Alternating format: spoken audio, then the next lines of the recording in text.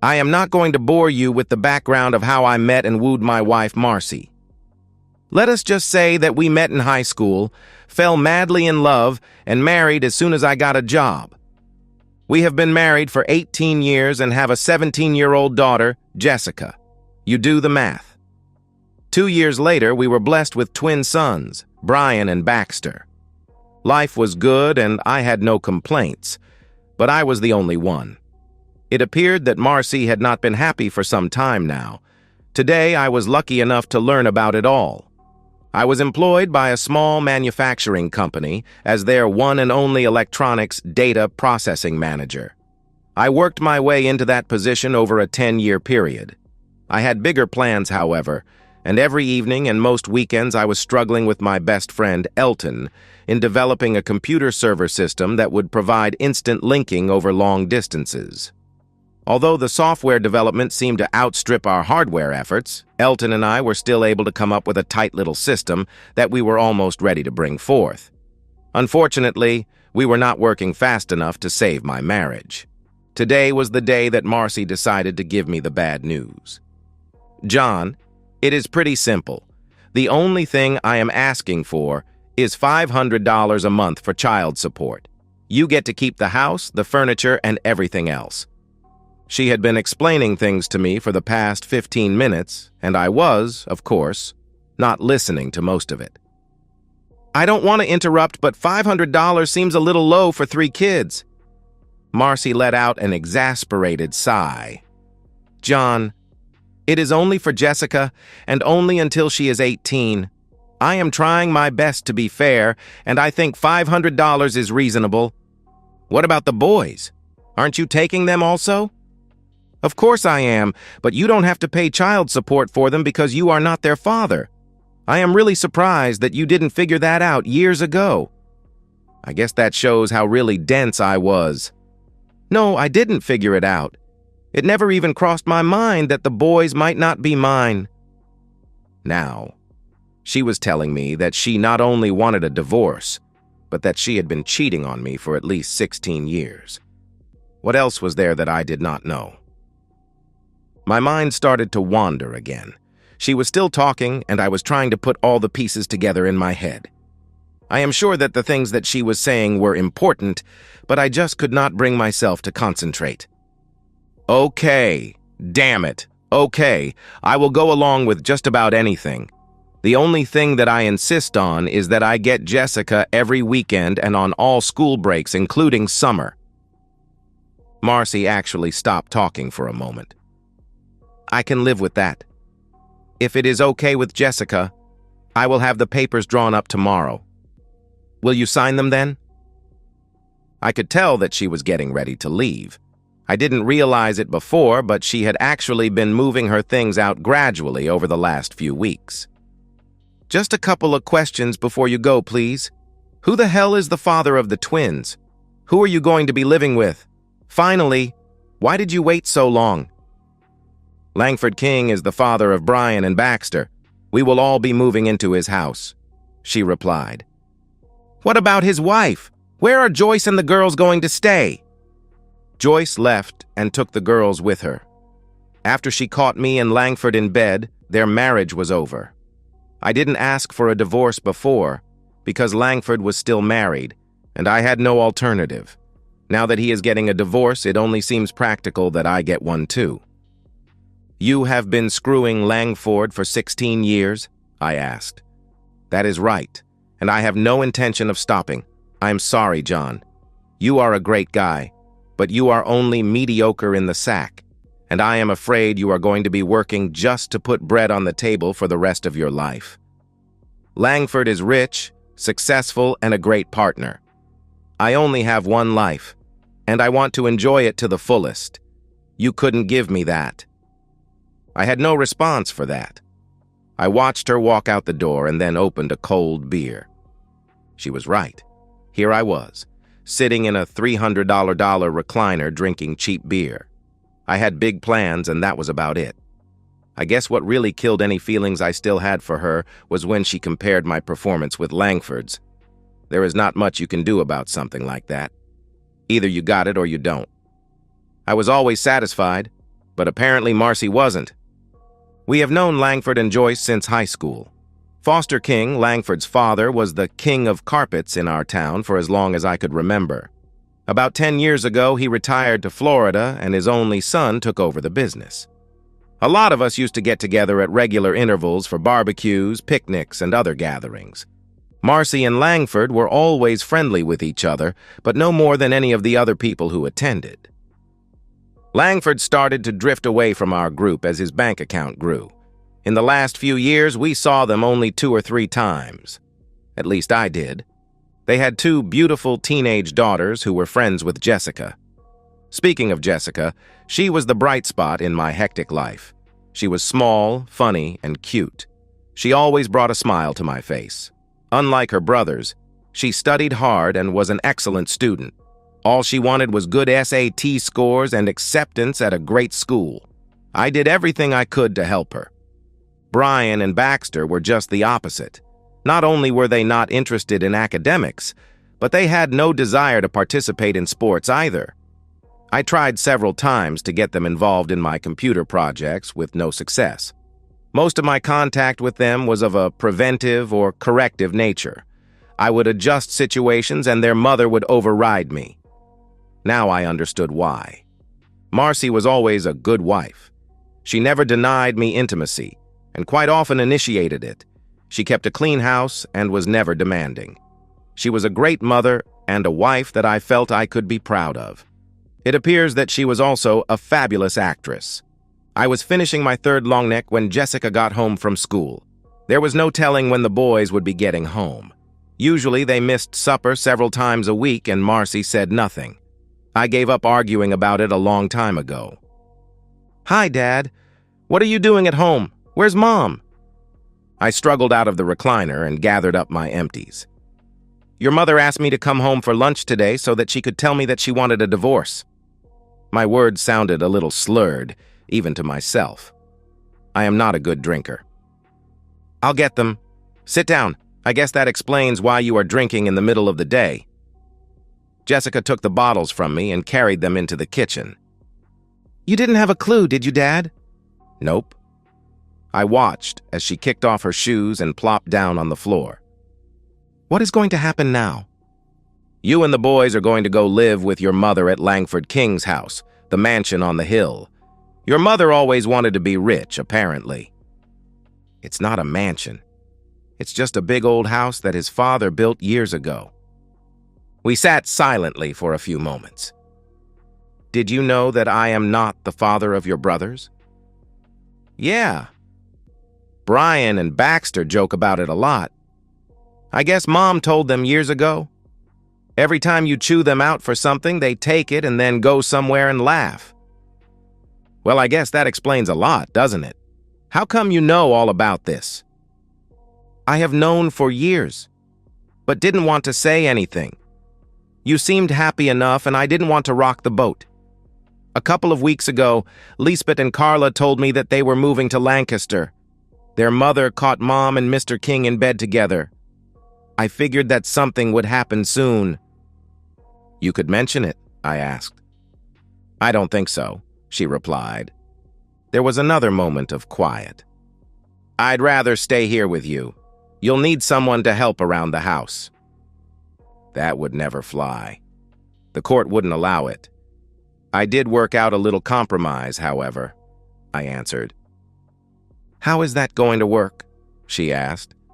"You get to stay here every weekend and every school break, including summer." "I can make that work. Why don't you go take a shower and I will order some pizza?" While we were eating, Jessica presented her plan for the separation. She would come to our house Friday after school and stay until she went back to school Monday morning. I thought it was better than anything I had imagined. We were still discussing the details when the phone rang. "John, I just wanted to let you know that the boys are here and will be staying overnight. Tomorrow, while you are at work, the kids and I will move our things over here. They can afford to miss a day of school. Jessica can spend the evening deciding what she wants to bring with her and what she wants to keep there. I don't see any reason why we can't start the new arrangement right away, do you?" "No, that sounds fine to me. I'll let Jessica know. I replied. The reallocation of bodies seemed to go smoothly. I found myself alone in the house, and, to tell you the truth, a little relieved. I had a hard time concentrating at work because I kept trying to figure out where I went wrong. My constantly kicking myself for being completely in the dark about my wife's relationship with a close friend did not improve things. Elton and his wife, Beth, offered a shoulder for me to cry on, and I readily accepted. The obvious answer was booze, but I decided against it. Instead, I started spending even more time on the server project. Beth wasn't too thrilled about Elton working more hours than he was, and I ended up having to send him home several times. The divorce papers got filed, and Jessica started spending her weekends with me. She was careful not to say anything derogatory about her mother, but she also never seemed to have anything good to say. She seemed a little annoyed at the amount of time I was spending on the server development, but didn't complain. She stayed busy doing the washing and housework that Marcy was no longer available to do. It was not my intent to use her that way, but she seemed glad to have something to keep her busy, other than studying for her SATs. I always made time to have meals with her. It was late spring when things started to get better. Jessica was accepted at the University of Oregon and also approved for a senior year abroad in Spain. She was worried that Marcy would not let her go for some reason, but she needed her permission. I didn't understand her concern until I found out that she had not told her mother about her college applications or about the exchange program request. At my suggestion, Jessica asked her mother to sign the permission slip to go overseas by presenting it as a class trip without any further elaborations. Marcy signed the paper without even looking at it. The next week, we applied for her passport. My divorce was final. Langford was still fighting with Joyce about his. Joyce wanted blood. Marcy gave me all rights to the house, but I didn't know what I was going to do with it yet. As Elton and I finished up the server project, Beth was using her computer skills to create a fancy presentation. We prepared a slideshow and had the handouts professionally printed. A week later, we had a contract to provide a hardware system for the State Turnpike Commission and a hefty check to go with it. I was forced to quit work in order to get it done. Since I no longer had a family, a steady job was not that important. Elton, on the other hand, could not afford to give up his day job, but he was putting in long nights and every weekend to get things up and running. Beth seemed a little more supportive by this time. We had no trouble hiring several college students to help with the installation. Wireless technology seemed to make everything simpler, and the whole setup was put together from off-the-shelf components. In 6 weeks, we had a fully operational system. It had a few glitches, but the customer was elated. 2 days later, the State Department of Corrections called to set up an appointment. Elton quit his job, and Beth announced that she was pregnant. The second contract went a lot smoother. A couple of the students had graduated and were happy to be hired full-time. Elton struggled without me for a week as I escorted my daughter to Barcelona. I needed the vacation, and Jessica felt better with me along. Marcy was furious when she found out about the trip, and also when I stopped sending her the support checks. I could easily afford to pay them, but I felt like pissing her off. All I had to do was hold on for 5 more months until Jessica was 18. We were getting inquiries faster than we could respond to them. I became the full-time contact man and was traveling constantly.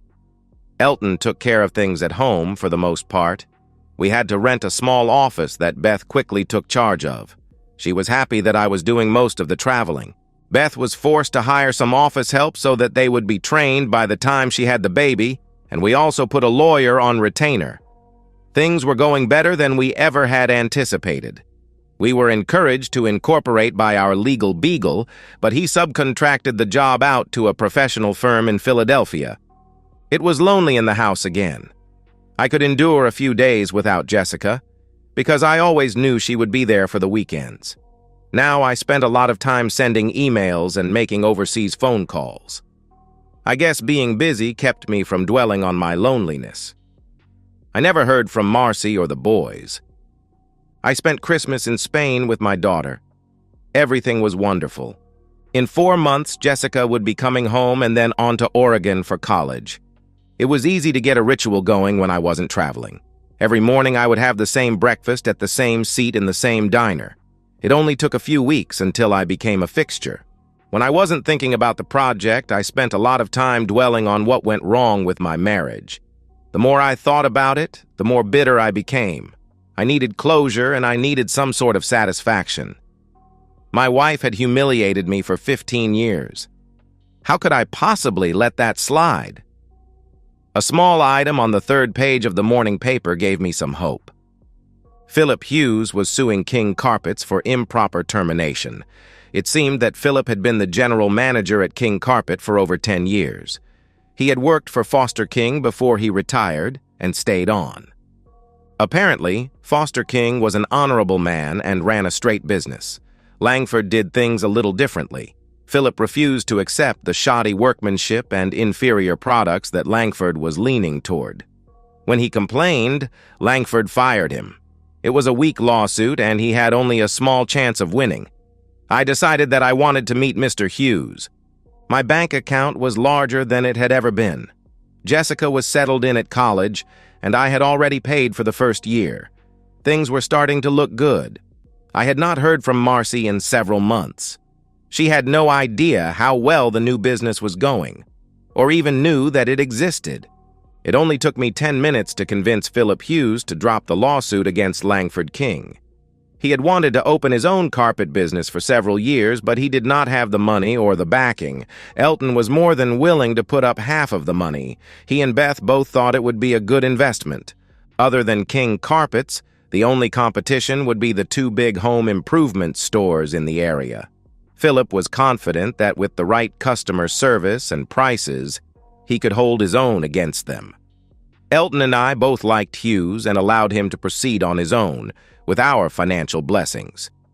In 6 months, Empire Carpet was fully operational and making money. During the same time frame, Elton and I had expanded into our 6th state. Our server system proved to be a perfect fit for most government operations with numerous locations. We never had to advertise. The business grew by itself, and in a short period of time, we were completely overwhelmed. It was hard to tell if we were extremely happy or extremely frustrated. The nicest aspect about the whole thing was the monthly checks that just kept coming and coming. Brian and Baxter had been arrested for selling drugs. Most of the dealings were at their high school. It took our lawyer over half a day to convince the authorities that I was no longer responsible for their actions. By the end of the day, papers were filed relieving me of all parental responsibilities for both of them. I got a call later that evening from Marcy reprimanding me for my actions. I hung up on her and turned off my cell phone. In a few months, they would be 18 and responsible for their own lives. I raised them, but I never really liked the suckers. After we got 2 inquiries from the great state of California, Serpentine Enterprises from Palo Alto made a formal offer to buy out our small enterprise. We had been in business just slightly over 2 years, and they offered us $60 million in cash, plus some stock options for the business. We had no trouble at all accepting the deal. Elton agreed to stay with the company at a ridiculous salary, but would have to move to San Francisco. Beth said she would divorce him if he didn't take it. 3 of our young engineers would become overnight millionaires before they were 25 years old. I decided to retire. The realtor was putting his for sale sign on the front yard when a van pulled into the driveway. It was one of those custom-built jobs, with a special wheelchair ramp attached to the side. I watched from the porch as a good-looking Latino woman came around from the driver's door and activated the ramp mechanism. It was evident that she had done this 100 times before. In less than a minute, an older man, who I recognized immediately as Foster King, was driving a motorized cart up my sidewalk. The porch steps would keep him from going any further, so I walked over to greet him. "Do you know who I am, young man?" I was flattered at being referred to as a young man. Maybe that was his way of getting me off guard. "Of course. I recognize you from your TV commercials. You sure did get old." My sassiness got me a little grin. The grim expression that he approached me with seemed to wilt away at my obviously childish comment about his age. He wiggled around in the cart a little before surprising me again. "I need a beer. Do you have any cold beer? In a bottle? Not one of those damn cans?" "There are some Fosters in the fridge. Do you want to come in, or shall I bring them out here?" "Just relax. Maya can get them. Sit down. We have to talk." Maya stepped around me as I sat on the porch steps. I have to admit, the old codger had my attention, but so did Maya. She had on a white blouse and black slacks. The slacks were not especially tight, but snug enough to show off a nice back. It wasn't what I would call little, but it was well-shaped. "Easy there, boy. She will be right back." Foster King caught me looking at his lady friend and took the opportunity to get a zinger in. "Sorry. No offense intended, but she is quite attractive." "Why the hell do you think I hired her?" "I hope it was to seduce me," I replied. "In your dreams, young man. She is more woman than you could handle." We were both laughing when Maya returned with the long necks. She gave us both a funny look when we suddenly stopped. "You didn't come here to drink my beer, Mr. King. What can I do for you?" Maya was half sitting and half standing with one leg on the porch railing. He caught me looking again and snickered. "You are causing me many problems, Mr. Terrell. A good percentage of my retirement income comes from the profits that are generated by my business. That income has been steadily going down lately, and I have discovered that you might just be the cause of it. I would like to give you a chance to explain yourself before I have you killed." "Now, Foster, please behave. You promised me that you wouldn't be pulling any of that crap. Apologize to Mr. Terrell." It was the first that Maya had spoken since they arrived. I was expecting an accent of some sort, but she spoke perfect English. Damn it, she won't let me have any fun. Foster finished what was left in the bottle with one final swig. "Sorry, John. I was just trying to get your attention. I promise not to have you whacked." He said that last part with a fake Italian accent, and then gave me a small smile. "Who did you talk to before coming to see me?" "Last night, I had supper with my son, and that sleazy broad he is sleeping with. He claims that you caused all the problems. It was hard to get any facts out of him because he just kept running on about you trying to get revenge for something. I finally got fed up with him and left early. Never even got to see my granddaughters. I was hoping you could give me some facts instead of bullshit." Before I could say anything, Maya got off the rail and whispered something into Foster's ear. "Oh, shit." He smacked his hand against the arm of the cart. "That explains everything. Why the hell didn't you tell me that last night, Maya? Sometimes I wonder what I pay you for." "You pay me because I am the only one who will put up with you." "Mr. Terrell, I didn't realize that the woman staying with my son was your ex-wife. I apologize for referring to her as sleazy. To be honest, I don't understand why you would be upset at my son for taking her. Seems to me that you would be thanking him." "I take it that you didn't like her," I replied. "Not particularly. She got a little huffy when I asked Langford where my granddaughters were." "Joyce and the girls are staying with her parents in Lancaster," I replied. "You know Joyce." "Very well. I consider her a good friend. Can't say the same for your son." "Well, all this is very interesting, but I still need to get down to the business I came for. Mr. King, did you talk to Philip Hughes yet?" "No, why should I?" I asked. "Is he a person to be trusted? If so, don't you think that he might be able to give you the best answers?" Foster sat quietly while thinking. "Can I have another beer?" "No." She didn't quibble or hesitate. It appeared that Maya was in charge of his well-being, if nothing else. "I am leaving. Tomorrow I will be talking to Philip and I will be visiting my granddaughters." Foster King was a decisive man. He had the cart motoring towards the driveway before Maya could get up. She smiled at me as she rushed to catch up. I was hoping to see her again. All of a sudden, I was thinking about how long it had been since I had intimacy. Maya was as efficient at getting Foster into the van as she had been getting him out. Before the door closed, he looked at me. "Don't leave town, John Terrell," We still have business. I found the visit to be enlightening. After killing another beer, I had a long, cold shower. I think Maya had gotten to me. She was probably married or hooked up with some young hunk, but I could still daydream. That evening, I had a surprise visit from my ex-wife.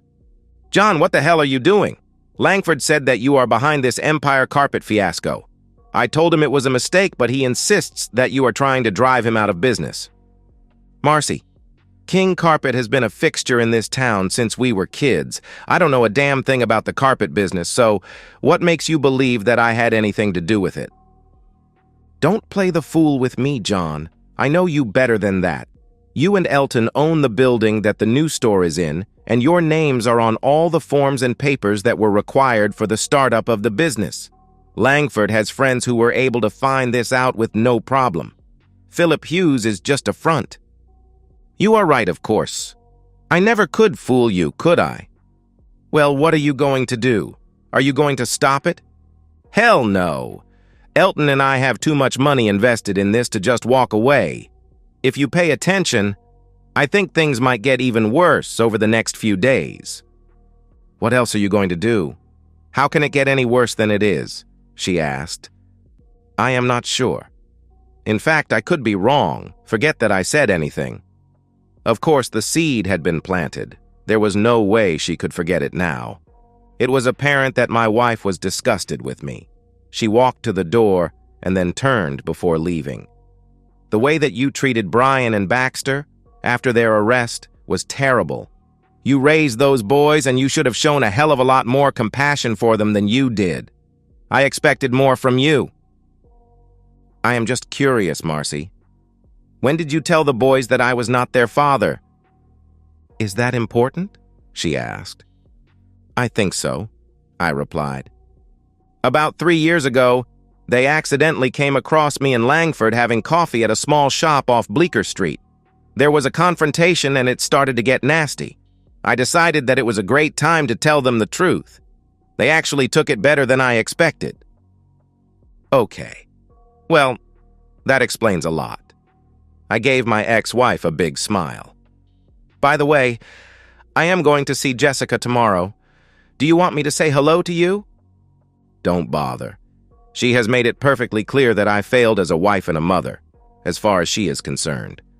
I'll take care of my boys, and you can pamper your precious daughter all that you like." She slammed the door as she left. I spent the next week with Jessica. She took as much time away from her studies as she could and showed me all of her favorite places within 100 miles. I was not surprised when she told me that she wanted to stay in the area after graduation. I missed her, but I felt proud that she was doing well. A few surprises were waiting for me when I got home. Foster King had been a busy man. I had no idea why he was confined to that motorized cart or if he really needed it. Apparently, his money and influence in the area meant a lot. In one quick swoop, Joyce King had a new team of the sharpest lawyers in the state. By the end of the week, she was back in her old home, and Langford and Marcy were in a motel living out of suitcases. I had no idea where the boys were. All I knew for sure was that they had been thrown out of school and were awaiting some type of trial or hearing. I didn't concern myself with it too much. Joyce had sent all of Langford and Marcy's clothes and other belongings to a storage facility. My plans to use Philip Hughes to put the King Carpet Company out of business came to a screeching halt. It appeared that Langford never owned the company. Foster had kept it in his name and had also kept control over the whole operation, although he had not exercised it over the past few years. Philip had left several calls on my answering machine, insisting that we needed to talk. There was no way that I could have known that Philip Hughes and Joyce King were friends. I didn't exactly know how good friends they were, but they were close enough to confide in each other. Foster King fired his son and got a court order to keep him away from the business and anything related to the business, including the company car. He also appointed Joyce as the new manager of the operation. Since she had no real experience in the business, her only recourse was to ask Philip for help. Philip was torn between his loyalty to Elton and me and his desire to help Joyce.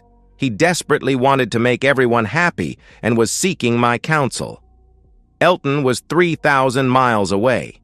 My realtor had 2 offers on the house waiting for my review. One of them wanted possession within 30 days, so I took it. Jessica was gone, Elton and Beth were gone, and I had no reason to remain in the area. The realtor was putting the sold sign on the house when Marcy pulled up. She stood in the driveway and stared at the word sold for the longest time before walking up to the house. Is it a done deal, or do they have to get financing or credit approval? It's a lock. They had cash and they wanted it now. I will be out of here by the end of the week. Why do you care? Joyce King got a fancy lawyer and was able to steal Langford's house away from him. We were looking for a place to live until we could find a new one to buy. I just thought that you might want to rent this one. Sorry, you're too late, but I am sure with all of Langford's money you will have no trouble finding a place. I was snickering to myself as I said that. She had no idea that I was fully aware of the financial difficulties they were going through. I was pretty sure that Foster King was not going to cut his wayward son any slack.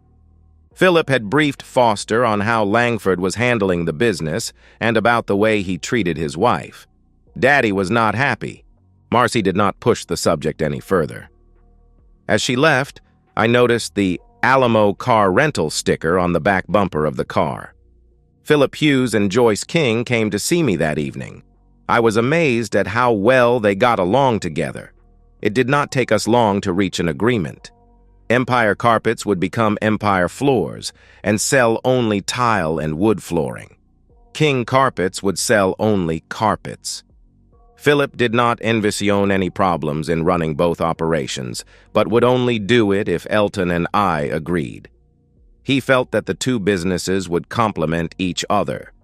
He also indicated that after a few years, King Carpet might be interested in buying out Empire. I thought that was very clever of him. I noticed that Joyce had an embarrassed smile on her face when he said that. I guess they were closer than I had thought. All of the furniture and things in the house I gave to the Salvation Army. In fact, I also gave them most of my clothes. I was due to get a new wardrobe, and this was a good time to do it. By the time I got done picking and choosing, I could get everything I wanted or needed in my car. I spent a full day closing accounts and making sure that I had no outstanding debts. Somehow, Foster King got a hold of my cell phone number and coerced me into joining him for supper that evening. It would be my last day in town. I was sure that things would go well, and I was actually looking forward to seeing Maya again. Foster King was a proud man and also liked to gloat a little. He gave me a quick rundown of his meetings with Hugues and with Joycey. There was no doubt in his mind that the actions that he took against his son were well-deserved. He thanked me for allowing Hughes to help Joyce. I tried to listen to every word that he said, mainly to be polite, but my eyes kept wandering towards Maya. She wore a gray-green evening dress that made her eyes glow. Her hair and makeup were perfect. Foster noticed the distraction and stopped once in mid-sentence just to make me feel uncomfortable. His laugh gave away his intentions. Maya did not join in the conversation, other than to stop Foster from reordering drinks and not allowing him to order dessert. He faked a little pout and made a half-hearted remark under his breath. Maya excused herself to go to the ladies' room, and it gave Foster an opportunity to confront me. "What are your intentions after your house is sold?" "The house is sold, and I am leaving for San Francisco tomorrow morning to see my friends Elton and Beth. They have a new baby and named her after me." "They named their baby girl John?" "Well, actually, Johnny." "How could I say no?" "Where are you going when you come back?" "I have no idea. I am leaving my car at the airport, which is packed with everything that I own. I guess I will be driving south until something hits my fancy." "I have a better idea. Come and stay with me. My house is way too big for just me, and I hate seeing Maya alone all the time." "Foster, what the hell are you getting at?" I asked. "Maya's husband was killed in a car accident about 3 years ago. She has no friends in West Palm Beach and few opportunities to meet any eligible men. You are the only man that I saw her express any interest in over the last year." "Did she say something?" I asked. "No, but I noticed the way that she looks at you, and she is always interested when I talk about you. I'll tell you what. Come down and stay with us for a month. If nothing comes of it, you can jump in your car and start wandering around again. You have nothing to lose, and I would really enjoy the company." The conversation ended when Maya returned to the table. She smiled at both of us, as if we had just done something bad and was condoning it. I was definitely going to go to West Palm Beach. My visit with Elton and Beth went perfectly.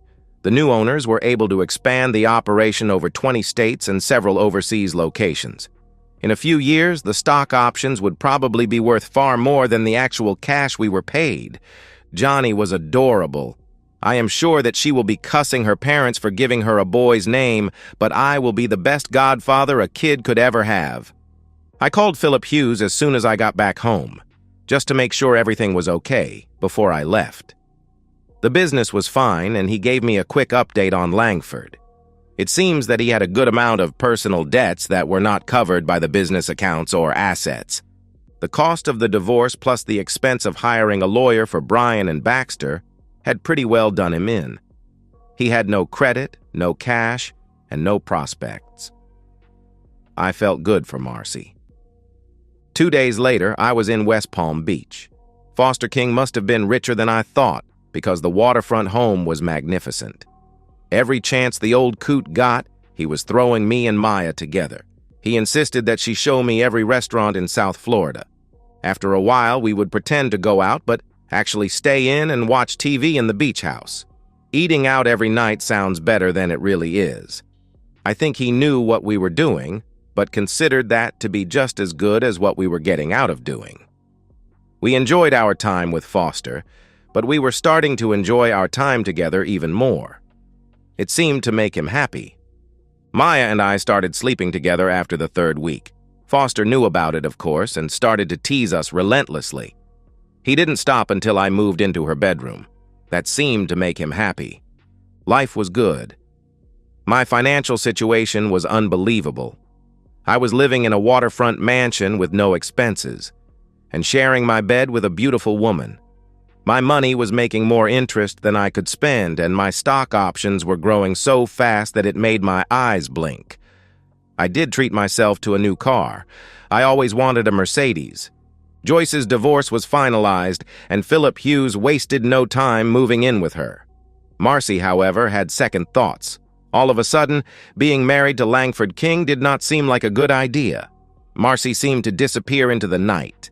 Jessica and I never heard from her again. Before the end of the year, Foster asked me to witness his new will. I never found out what exactly was wrong with him, but he seemed to be going downhill fast. He left all of his assets to Lisbeth and Carla, to be held in trust by their mother until they were 25 years old. He left the business to Joyce with the provision that she be married within a year of his death. He left the house in West Palm Beach to Maya with the same provision. Things didn't work out as I had planned, but who was I to complain? Oh yes, I will be getting married sooner than I expected, because I just found out that Maya will be becoming a mother. If it is a girl, I am not going to name her Elton. Brian and Baxter decided to seek their fortune in Mexico, but things did not go well for them there.